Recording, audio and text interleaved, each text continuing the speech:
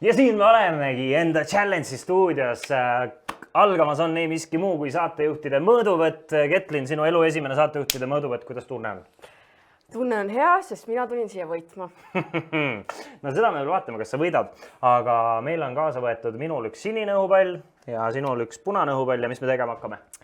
Me puhume, vaatame, kelle tuleb pauk ja kelle tuleb pauk, see võidab. Põhimõtteliselt puhume paugu peale ja kes esimesena paugu õhupalli katki teeb ja kellel pauku tuleb, see on võitja ja mille peale me täna mängime? Ma arvan, et ei millegi muu kui kõrvaklappida. Kõrvaklappida, otse loomulikult, miks meil ei olekski ühte. Mõlemal on vaja kõrvaklappe, sa tahad väga kõrvaklappe.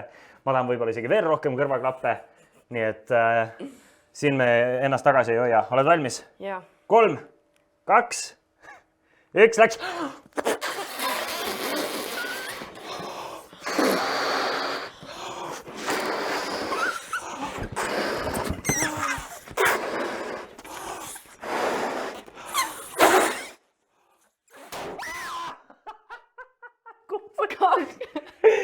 Mulle tundus, kas meil ühel hetkel käis pauk või?